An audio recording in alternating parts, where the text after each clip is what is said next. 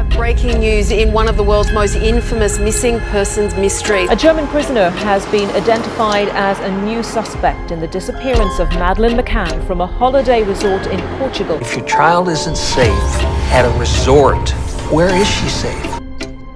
Anybody from the Sharp family?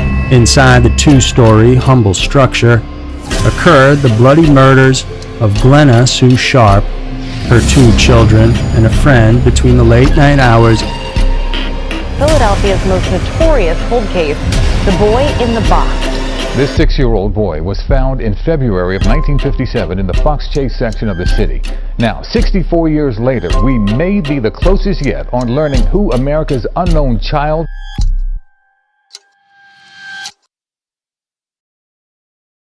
Hello everybody. I always get so excited hanging out with you. Don't look at me.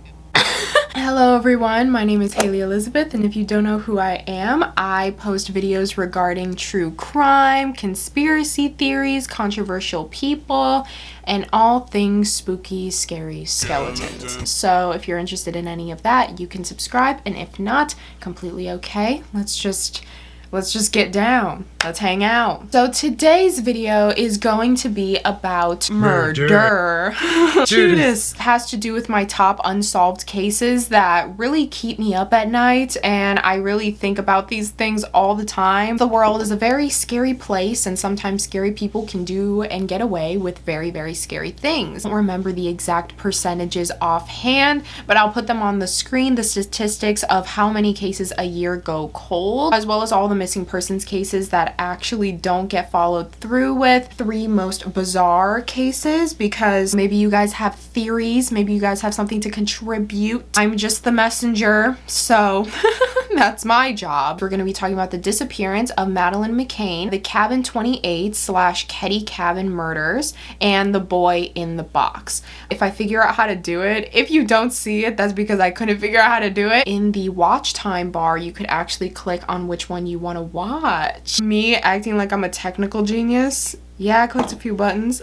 It's whatever. We're gonna start off with the disappearance of Madeleine McCann. Madeleine McCann was born in Leicester, UK, with her mom, Kate, and her father, Jerry, who were both doctors, as well as her 2 younger siblings. Growing up, the McCanns had a pretty nice childhood. As I said, their parents were doctors, so they were always going on family trips. April 28th of 2007, that is when the Mccann family decided to book a trip to Portugal for spring break, specifically in the area Praia da Luz. I'm pronouncing that wrong. Praia da Luz.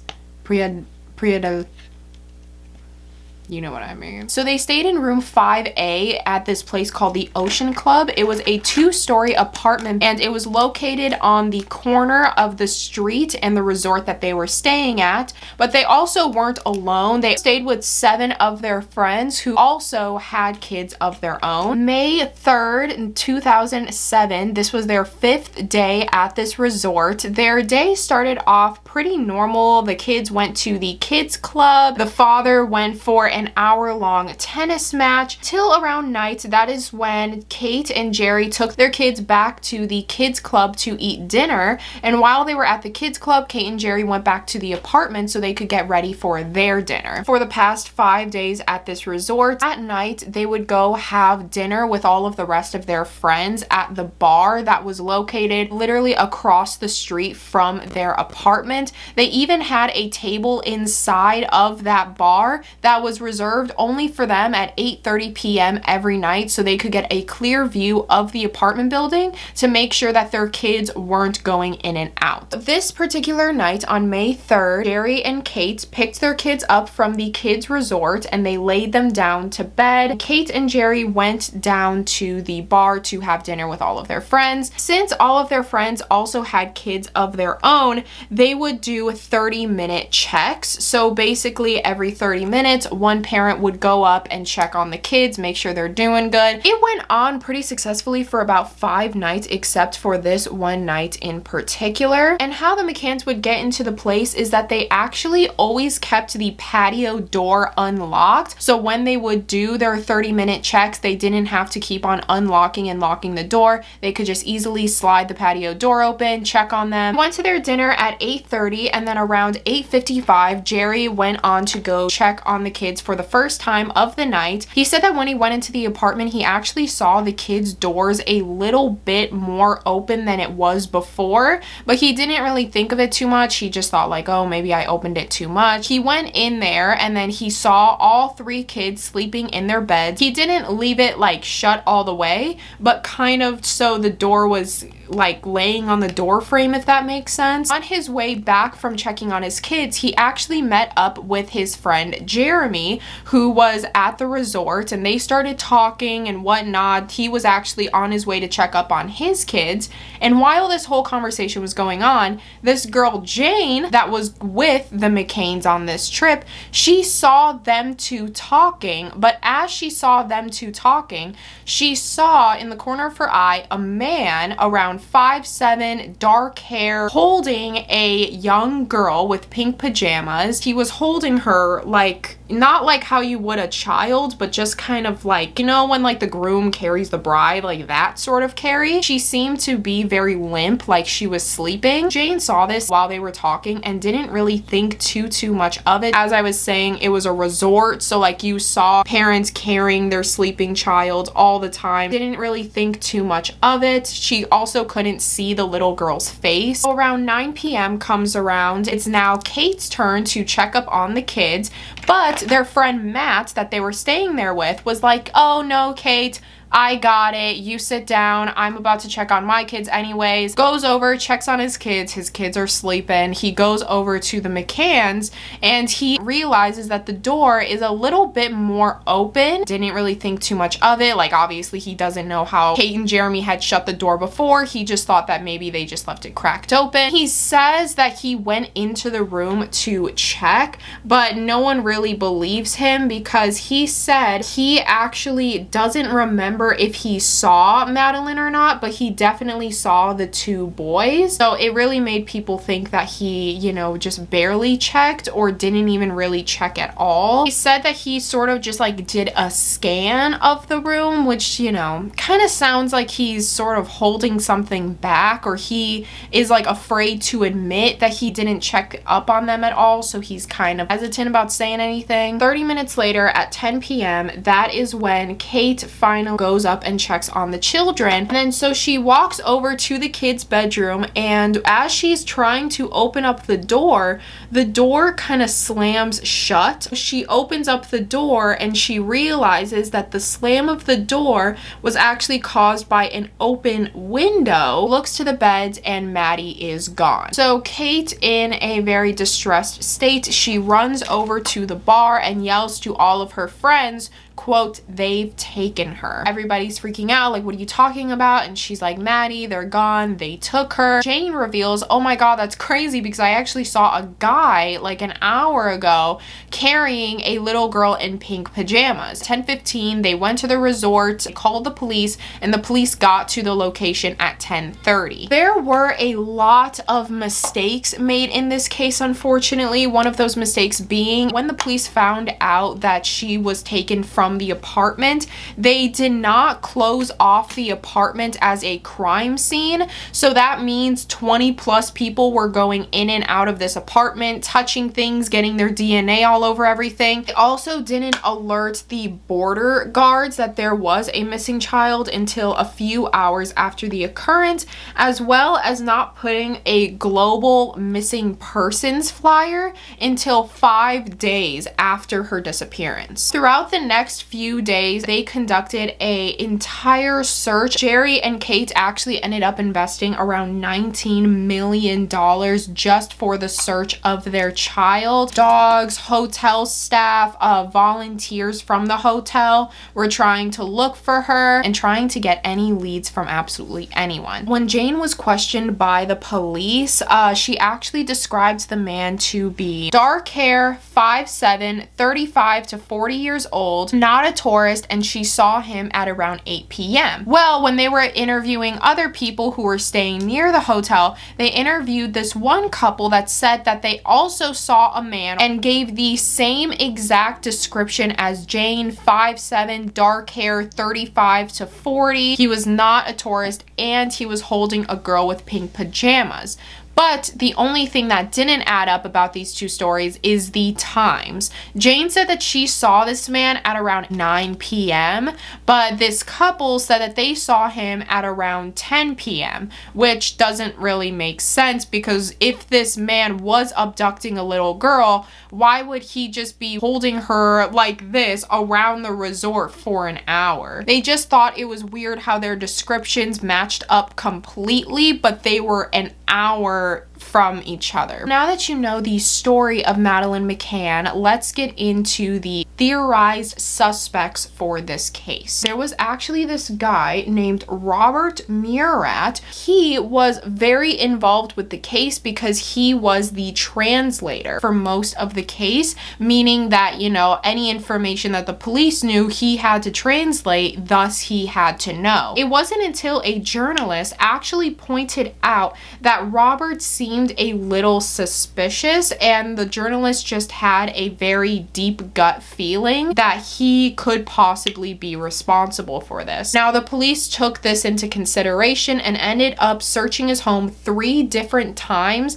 but all 3 times found absolutely nothing. He actually had an alibi for the time and night that Madeleine disappeared. He said that all night he was just hanging out with his mom at his place, and his mom did confirm that they were both just kind of talking and hanging out that night. So once they got the mom's alibi, it's when Robert Murat was cleared from everything. The second suspect in this story is, of course, the parents. Unfortunately, it's always a given because, you know, things like this happen where parents will their own children on purpose. Now, the reason why they thought that why the parents might have did this on purpose or were partly responsible for this is for a few reasons. One is that when they were doing these searches with the sniffer dogs and the volunteers and the hotel staff, the entire time they did not really help in the search. They were just kind of staying in the apartment by themselves the entire time. They were saying that they were staying there in case Madeleine came back, but if Madeleine did come back, like by this point, people will know that she, you know, is walking even 20 miles down the road. She was such a popular case. Now, there wasn't really much motive for them to kill Madeleine, but instead kind of accidentally her. The night that Madeleine went missing, Madeleine had said to Kate, her mother, "Why didn't you come last night when we were crying?" Meaning that they were at the bar having a good time and all 3 of them were crying and no one came.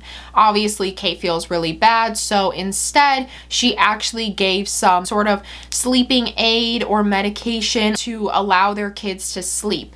Now, a lot of people think that maybe she overdosed Madeleine, but again, they are both doctors, so they know exactly, you know, how much to give to a child. But probably what they couldn't predict is Madeleine's response to the medicine. They're thinking that maybe Madeleine had a reaction to the medicine that led her to, you know, pass away. Didn't want to go to jail, so instead they had someone take her out the window. While the police were doing their sketches, a lot of people pointed out that the police sketches looked kind of really similar to Jerry. And that kind of explains why Jane just randomly hopped in and was like, "Oh yeah, he was talking to Jeremy. I remember, I saw him." And then in fact, I actually saw a guy behind him holding a little girl. So that was weird. It kind of makes police think that possibly if they were responsible, that they also got their friends involved too to play up this story. Another big piece of evidence that the police thought was really weird is that when the mother came back after realizing Maddie was gone, on, she said the words, "they've taken her." Kind of weird, kind of suspicious. Say something like, "Maddie's gone," or like, "Maddie walked out," or something like that, because the patio door was unlocked. So a lot of people thought that like maybe she just walked out the door,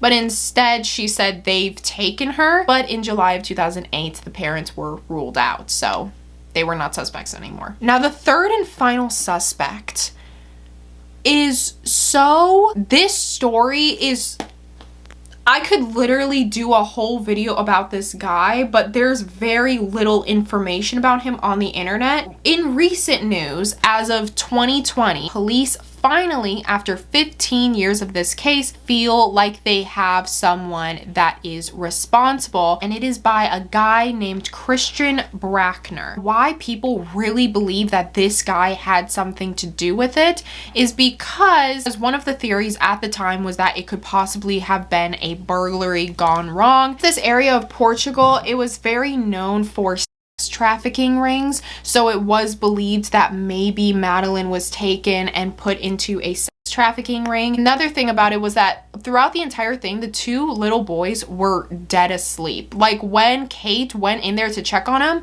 they were completely asleep. And so that was another thing that kind of stunned police, that if this was a break-in, or if Madeleine was screaming and crying because a stranger was taking her, why didn't the little boys wake up? Why didn't they scream or cry? Why didn't they run out of the house? On top of all of that, as I said, they didn't close off the apartment as a crime scene, so that means people were just walking in and out of the house, getting their DNA all over everything. So now that you know the burglary theory, here comes Christian Brackner, which again, this man, in June of 2020, 60 Minutes Australia actually released a episode where they interviewed the police and detective on the Madeleine McCann case, said that they actually have a huge suspect in mind and he could actually be responsible for Madeleine. The German police came out with a statement and said that they were on the lookout for a 43-year-old man by the name of Christian Brackner because he had escaped Germany and went to Portugal, because in Germany he had around 17 rape cases against him, one of them being a rape case against a 73-year-old woman, and he was in prison for a while, but then he escaped prison and went to Portugal, and that is where he bought a house, and this house was in Praia da Luz, the place where the Mccann family was staying. This house was, I think they said, 1,500 feet away from the Mccann's apartment, extremely close, and he was also living there during the time that the Mccann family had come to Praia da Luz. Specific detective on the case actually said that there was a huge trend when it came to Christian's crimes. He would always go after victims that were very weak and fragile, as well as being financially motivated, which these things add up, because when Madeleine was taken, she was only 3 years old, and also her parents are doctors, so they have a lot of money. He probably just thought that it was a small thing where they were going to have this missing person with a reward, so he would get the money, but instead it became a huge $19 million worth national search,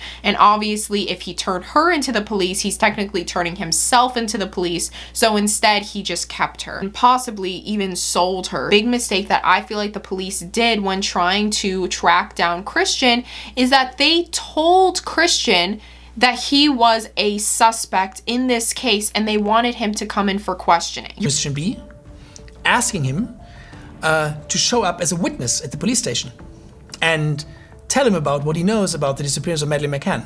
He was alerted that he might be involved in this crime case. You're not gonna go because you're like, oh, thank you for telling me that the police are on to me. Now I'm gonna flee somewhere else. And that's exactly what happened, because he didn't show up to questioning. So they went to his house, didn't find anyone or anything. Did find was that he actually owned an abandoned warehouse. What they found at this abandoned warehouse is extremely disgusting. They found over 8,000 discs, all had his crimes on these tapes. It was crimes of all of his rapes, child it was himself. And also on the property of this abandoned warehouse, they actually found a camper van, and inside the camper van included more computers, more discs, but also included multiple swimsuits of little girls. And it is speculated that maybe possibly one of these swimsuits belonged to Madeleine. As of right now, the police haven't said anything about it. This was in October of 2020, so we're coming up on a year of no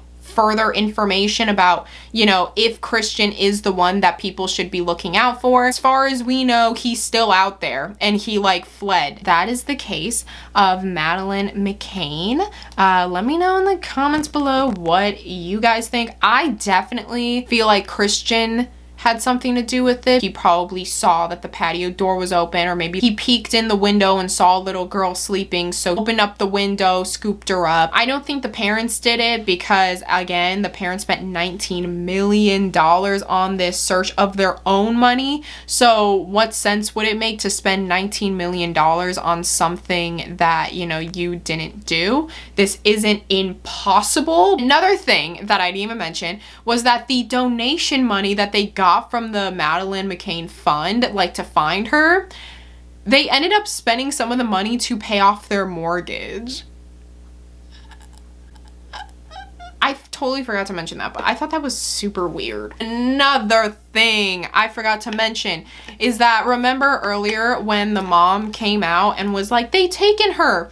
She literally just left her 2 kids. She literally just left her 2 baby boys in the apartment and just ran out. Another thing that really concerned police, of like, if you just saw one of your kids get abducted, why would you leave the other 2 alone in the room where your other kid just got abducted? You know, like that also really didn't make sense. Again, tell me what you guys think below. But anyways, we are going to be moving on to our second case, and that is the Keddie Cabin murderers, aka Cabin 28. So the main character of the story is a woman named Glenna Susan Sharp, which people just called her Sue for short. Sue was born on March 29th, Sue was born in March of What? Sue was born on March 29th, 1945 in Massachusetts with her husband and her 5 children. She had a son named John who was 15, a daughter named Sheila who was 14, a daughter named Tina that was 12,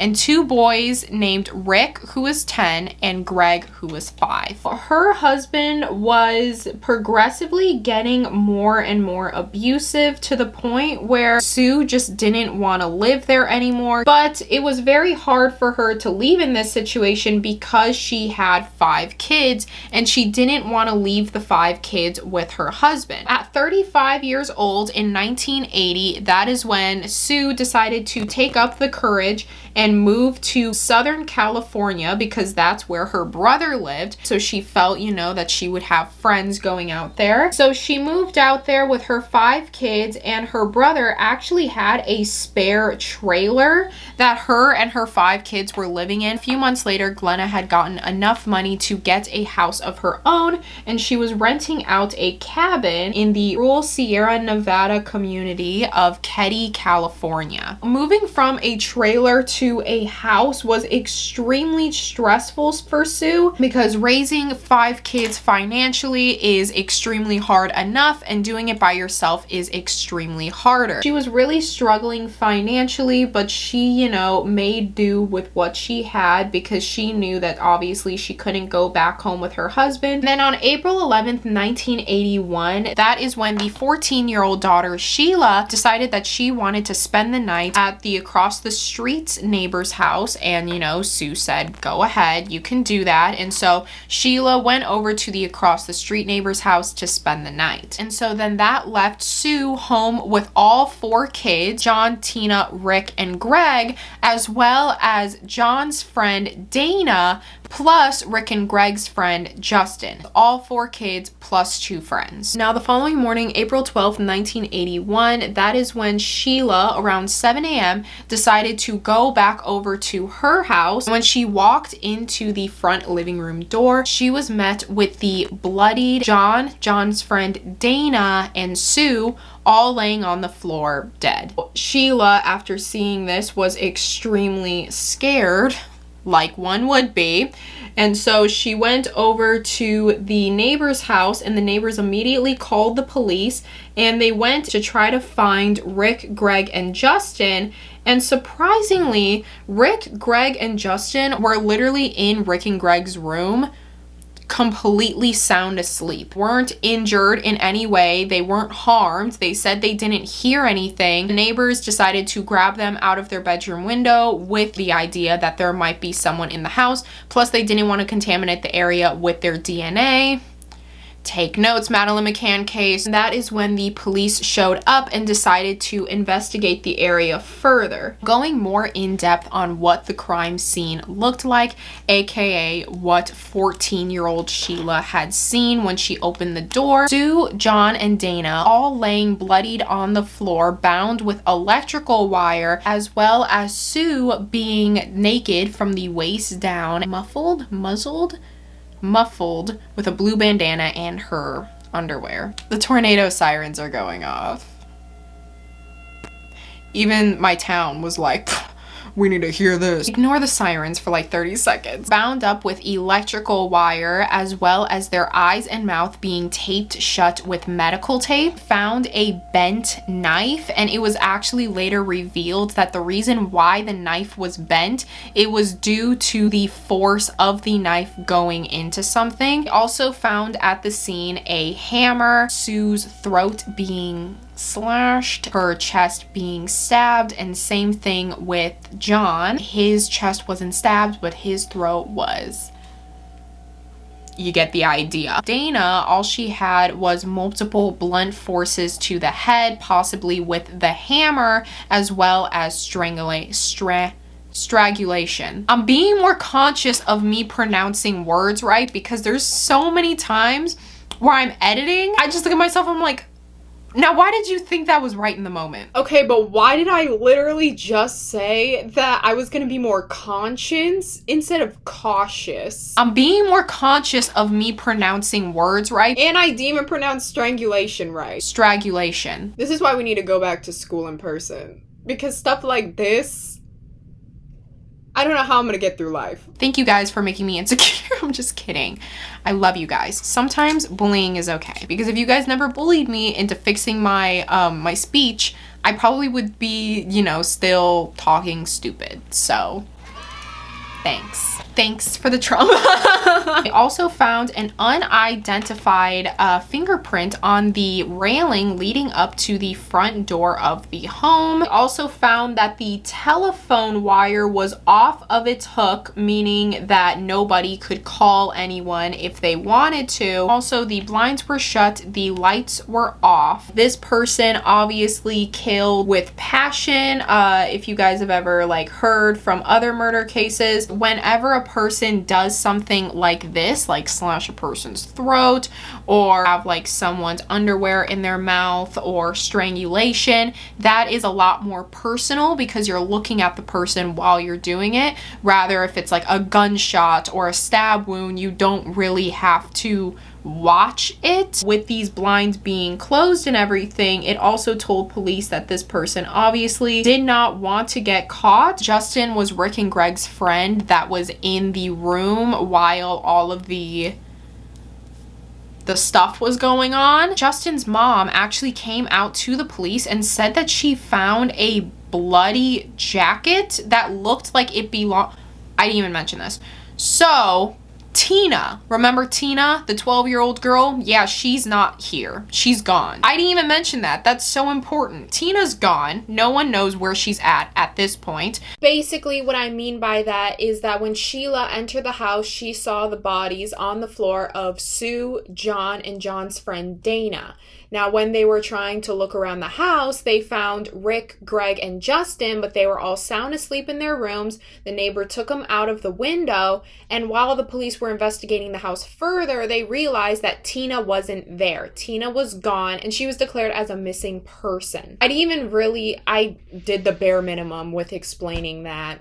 Sorry. With that being said, so sorry I forgot to mention that. Sorry about that, Tina girl. Anyways, Justin's mom said that she actually found a bloody jacket that looked like it belonged to Tina in her basement, as well as Justin's dad, Martin, coming forward and saying that he was actually missing a hammer from his garage. Now, it was never said that possibly if the hammer at the crime scene belonged to Justin's dad, you know, it could have just been a random hammer. But what's crazy about this is that, you know, when you find a bloody jacket, obviously that's a lead of some sort. You could test that for DNA, you could do this and that, but for some reason the police reports showed no record of Martin saying that he was losing a hammer, as well as Justin's mom saying that she had ever found a bloody jacket. But the weird thing about Martin, Justin's dad, is that he was literally just giving the police like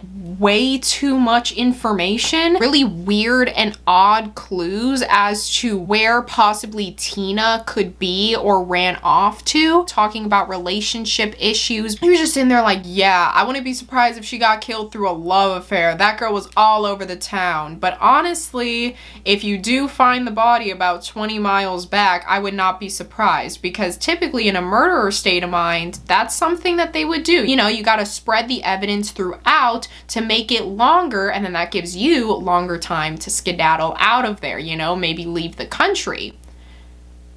And the police are like, we just asked you if this was your hammer. Literally just like giving the police all this information that they did not ask for. And so obviously that brought on a lot of suspicion in the fact that, you know, he was talking so much to the point where it felt like he was trying to push suspicion off of him. The police interviewed the across the street neighbors as well, the ones that Sheila was staying with, and they said that around 9 p.m. they actually saw a dark green van in the driveway of the house, but they didn't really say anything about it because they just kind of thought like, oh, maybe it's Justin's parents, maybe it's Dana's parents. Just saw the car, didn't really like stare at it for too long, and then you know, went about their night. All three boys, Rick, Greg, and Justin, claimed to be sleeping throughout all of this, and they didn't really hear or see anything, which is really, really odd, because for a crime scene like this, it would be loud, you know, like there would be screaming, there would be yelling. There was 3 people there, so even if there was just one murderer or even two people can't control 3 people from not like screaming or yelling or trying to run away. Actually, one of the police, which I think is really weird, I've never heard of like the police doing this before, they hypnotized Justin in order to kind of allow Justin to retrieve some memories that maybe he had suppressed or in the back of his mind, but they needed it to come to the front. He said that he saw 2 men, one with long hair, one with short hair. Both had glasses and both had a mustache.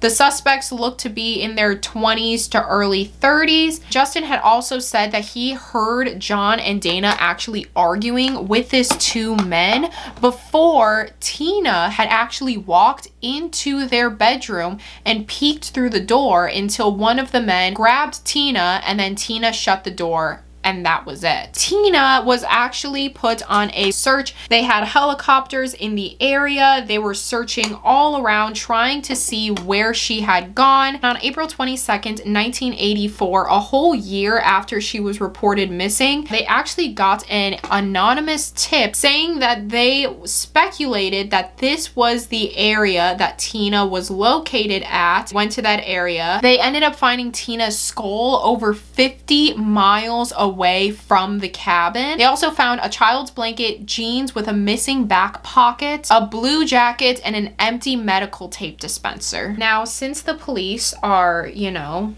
amazing people, they decided, hey, obviously this person, this anonymous tip, told us that, hey, maybe Tina's in this area, and turns out they were right. She was in fact in this area, even though we've been searching in this area for the past year, having helicopters and sniffer dogs, and have found nothing. Meaning that this person is probably either the murderer or an accomplice to the murderer. With that being said, let's not go too deep. Let's leave that alone. Let's let them be anonymous. They did not even analyze the tip at all. They just thought, oh, that's weird.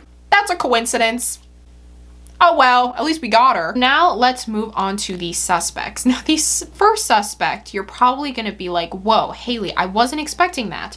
And it is Martin Smart, Justin's dad. Remember the guy that couldn't shut up about weird tips and like clues that had nothing to do with what the police was asking him? Yeah, apparently he was a suspect. They did a little bit of digging on Martin and actually found out that Martin and his wife was actually in a very bad place currently in their marriage, extremely abusive. The wife was actually getting counseling from Sue, because remember, Sue left her abusive husband behind, so she felt, you know, from a personal point of view, she could actually help her leave her abusive husband like Sue left her abusive husband. Now Martin found out that Sue and his wife were in the mingles. You know, Sue was kind of the catalyst influencing Justin's mom to take the kids and run. He decided to kill Sue, but what he didn't know is that John and Dana were there too, and that would also explain why John and Dana were arguing with Martin. And this also made sense as to why Justin, Rick, and Greg were never bothered throughout this entire thing. Obviously, Martin doesn't want his son seeing all of this, so instead he just let the three alone and never bothered them, never even woke them up. But if you remember from Justin's statement, he actually said that he saw two men,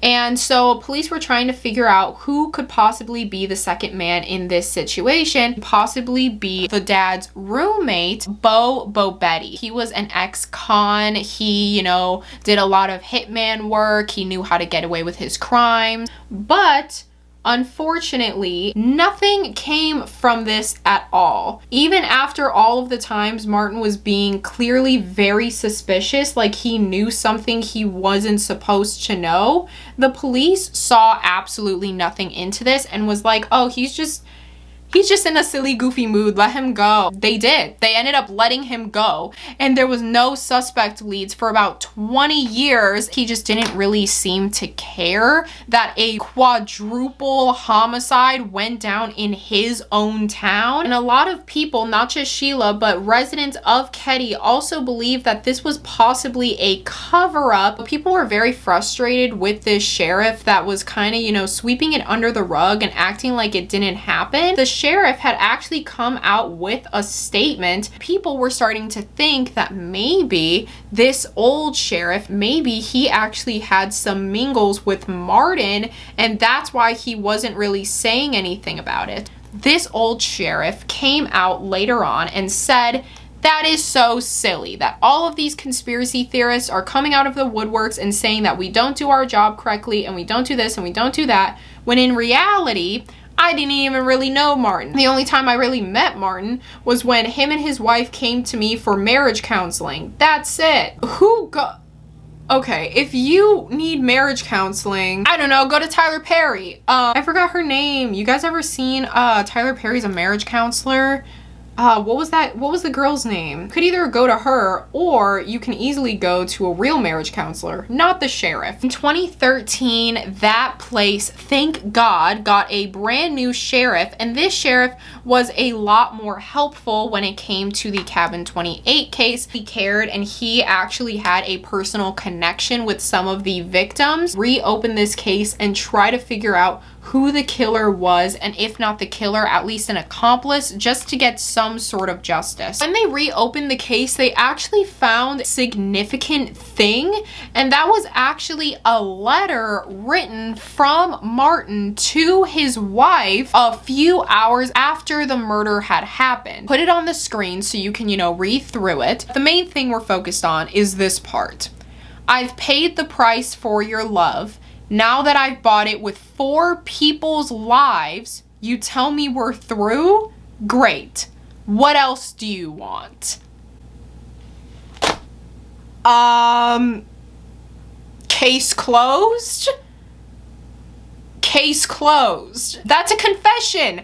That is his handwriting. And what was even more odd is that Justin's mom, she received the letter, but she didn't say anything, and then neither did the police. The police said nothing about it. They even spoke to Martin's therapist because there was a complaint on file saying that Martin had actually confessed to the murders. Of course, when you're a therapist, there's only so much that you can keep confidential, and murder, kind of tops that list. He actually reported it to the police, but same thing with Justin's mom's case. It was never reported. For what reason are you keeping this from people? Like, what do you gain? Obviously, they were friends, because if they weren't friends and they had this much evidence that pointed to Martin, they would have locked up Martin a long time ago. But unfortunately, it is a little too late to say anything, because Bo had actually passed away in 1988 and Martin passed away in 2000. And another crack in the case was made in 2016, so quite recently actually. A man was at Ketty and he was running a metal detector over the lake, and that is when he found a very rusted hammer. He then immediately called the police, and the police had actually found that this was in fact the hammer that Martin was talking about that he had lost. Since this case is insanely old, no offense if you were born in the 80s, it was just so rusted, and also it was sitting in water for all those years, so there was no DNA to be tested. The detectives are still trying to work on the case. Sheila is very, very grateful at all of the hard work that they're putting into this case. She says that it's crazy because now they're putting in so much work that the ex-sheriff back in the 80s was barely putting in any. I feel like Martin did it, or Martin had something huge to do with it. Everything that man was doing was extremely suspicious, like giving away way too much information. That letter to his wife, and literally saying the words that I have taken the lives of 4 people. Why didn't anyone look at that and think, hey, maybe this guy knows something that we don't, possibly has done something that we don't know. A lot of these stories, the reason why they're unsolved is because the police just weren't doing their job, or they were stumbling all over each other, just got bored and eventually just gave up on it. But there's always those few gems in the rough that actually do care about these cases and genuinely want justice for these people. Sheriff have been looking into these cases for the longest time, and you're also going to see another official who genuinely cares about this story and wants justice in our next and final story, The Boy in the Box. Sorry, my camera died and I put on my eyeliner and the sun has come out. A lot has happened since we last spoke. On February 25th, 1957, a young boy was found in a cardboard box in a illegal dumping area. The boy was suspected to be around 4 to 6 years old, 30 pounds, 3 feet and 3 inches tall. He was naked, but he was wrapped in a blanket. You could tell that his body had been recently bathed, as well as his hair being recently cut. He had small scars on his left ankle, his groin, and his chin. The cause of death was actually due to a blunt force to the head. The whole reason why this boy was found is because there was this guy who was actually walking around in this dumping ground, and he just found a random box, and when he looked inside, there was a young boy in it. Not only one suspicious thing of like, why would you just find a cardboard box and look into it, even call the police and tell that there was a random little boy dead in a box until an entire day later. Now, Once this boy was found, he was taken into the police. But the weird part about this young boy is that no one really knew who he was. Ran fingerprint testing, and even after the fingerprint testing, they still had no record of him, as if he did not exist. People were trying to identify this little boy, and so his face was made to the public if anyone, you know, in the surrounding states or surrounding area knew anything about him. And even a second man came forward and said that he found the same boy in that same box a while ago, but he didn't say anything about it because he didn't want to get involved. I understand where he could be coming from. He didn't want to risk seeing something that he wasn't supposed to see. If you see a 3-year-old boy in a box, you might as well just inform the police. They actually had people from 10 different states come out in an attempt to identify this boy. All of those people coming and going to the morgue trying to identify this boy. No one still knows who this boy was. Was it on purpose? Was it on accident? Was it, you know, on purpose but making it look like an accident? The search for this boy ended up getting more attention, and they ended up releasing 400,000 flyers with this boy's face on it. Not only do they have a child abuse case of putting a young boy into a box, but they also have a murder case as well. While they were waiting for people to identify the boy, they ended up just trying to identify the box itself, and the box itself actually had a serial number that traced back to a JCPenney that was in the same Philadelphia area that the boy was found in. That serial number that they found actually connected with the tracking order for a bassinet. This was back in the 50s where, you know, you couldn't really track your order as well as you do now. You couldn't really get specific information. For this specific bassinet, they had sold around 12, but it was said by the clerks at JCPenney that all 12 of the people actually paid in cash, meaning there was nothing to trace. Actually, 8 out of the 12 people that bought this bassinet actually called the police to tell them that they indeed had the bassinet and could prove that they have the bassinet, just so they were kind of ruled out as a potential suspect. So since the box situation was sort of a dead end, they decided to move on to the blanket that the kid was actually wrapped in. They actually found pieces of his hair wrapped up in the blanket, as if they bathed him, cut his hair, and then put him in a blanket and then put him in a box, sort of as like maybe a funeral sort of thing. When police went out to the area that the boy was found in, they actually found a blue corduroy hat about 15 feet away from where the box was found. So they looked at the tag of the corduroy hat, and they found that it was actually made by a small business owner named Hannah Robbins. So they went over to Hannah Robbins' shop. They asked her a few questions about the man who ordered this hat, and she said that she specifically remembers the man who ordered this hat because he requested that there be a black leather strap on the back of the hat. The woman described the man to be blonde, between the ages of 26 and 30. So they kind of took this description and asked all of the nearby questions on if they had seen anybody wearing this blue corduroy cap, if they saw a little boy, the specific little boy, and all of the shops said no. Unfortunately, they did not see that boy, they did not see that blue corduroy hat, and they had never seen that suspicious man that fit the description. Now, forensic experts started to look deeper into the case, and they actually started to suspect that possibly the little boy was raised as a girl, because the hair that was found on the body back in the 50s, you know, boys had short hair, girls had long hair, and these were long pieces of hair. The first potential suspect that the people thought that, you know, was the parent of this child, actually from 2 men, Lou Romano and Jim Hoffman, not to be confused with Jimmy Hoffa. 2 completely different people. So these 2 men had actually received a tip from a random man in Philly who said that he actually renting out a house to a man that supposedly sold his son. Right off the bat, super weird.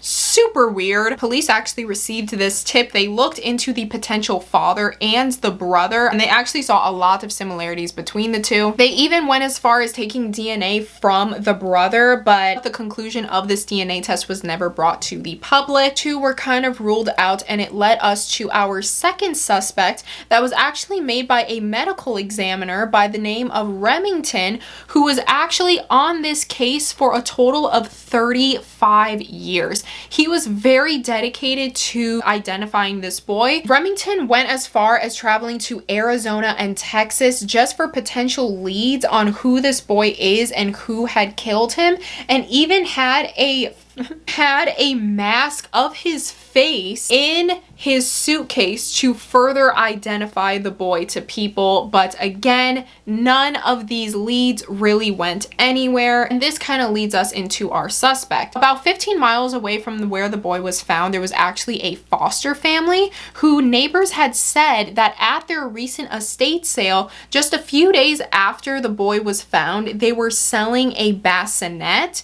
Now, it isn't confirmed if this bassinet was the same bassinet that, you know, was found in the JCPenney box, but it is a little ironic. Now, unfortunately, in 1993, Remington had actually passed away, but fortunately, in 1998, a detective by the name of Tom Augustine decided to pick back up the case and basically continue the research of where Remington had left off. Tom decided to go over to the foster home and met with the former owner of the residency and asked if he knew anything about the boy. And throughout his investigation, he actually found out that one of the girls that were living at the foster home at the time actually had a son, but he unfortunately passed away due to electrocution from one of those like quarter horse riding things. So she explained that situation, and then from there, it just really went nowhere. Third and final suspect came from a woman named Martha. She was a psychiatric patient, and she said that she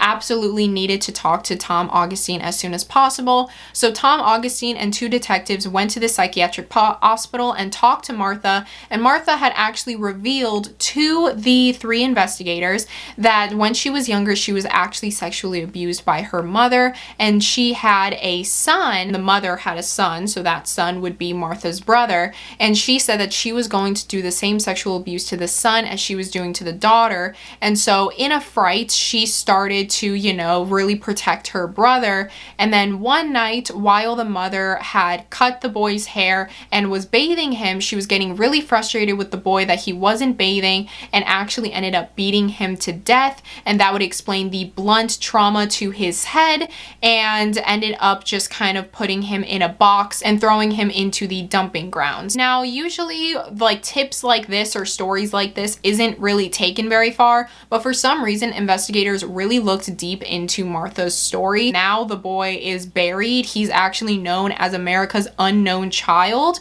so there's no way to like dig the boy back up and identify him. Martha was saying things that weren't even available to the public yet. She was saying times and dates that added up with information that again wasn't released to the public, and it really does add up a lot of things, such as, you know, the whole sexual abuse story. That's why he had scars on his groin. Yeah, as for that, should I wear a hat? Slytherin. Ooh, wait, hold on. My camera is about to die, so that's embarrassing, but I hope you guys enjoyed today's video. These are a bunch of cases that really get me going at night. They really make me think, wow, who was that boy? Or wow, who murdered that family in the cabin? And wow, why was that man Martin? So again, if you guys have any theories, maybe there's something that you know about that I don't know about, or maybe things that you noticed, leave that in the comments below. Let's have a little conversation about what we think. Oh my god, yes, shout out to Mia from Culver's. She said hi to me yesterday, and I was kind of in a rush because my sister wanted food, and so I was like, I wish I could have talked to her for so much longer, but I just wanted to say hi. She noticed me. She said that she watches my videos and she loves my conspiracy videos, and I love her so much. Oh my god, I actually still have... My camera died once again. Like I was going to say, I kept the receipt. Oh, it says Culver's right here. at the top, and we could have discussed ghost stories, but man, oopsies. This hoodie I got at Walgreens on a road trip, and I really like the color, so I bought it, and then it matches with my little Slytherin hat, even though I'm not even Slytherin, I'm actually Ravenclaw. I know, surprising. These rings I got from a flea market literally on Sunday, so like 2 days ago. Yes, I hope you guys enjoyed today's video, and if you did, make sure to give a big thumbs up and subscribe. And should I look at the camera? And if you want to follow any of my social medias, like my Instagram or TikTok, that will be linked down below, as well as my P.O. box if you want to send me anything. Oh yeah, should I suggest something? It's this book. I just got it. It's called Diary of an Oxygen Thief by Anonymous. This person is truly anonymous. No one knows who wrote this book. This guy was a real abuser of women, and that's why he didn't want his name mentioned. It's a really, really interesting book. Heck yeah, I really like it, and I feel like you should read it. I'm not done reading it either. I'm only on like page 50. But yeah, it's a really good book. That's my suggestion for the week if you want. And thank you so much for hanging out with me today. I did a monochrome look, you know, the green eyeshadow, green hat, green the hoodie, green eyes. It just all came together, and I love you very, very much, and do something that makes you happy today. Ew, wait, let me redo that. Do something that makes you happy today.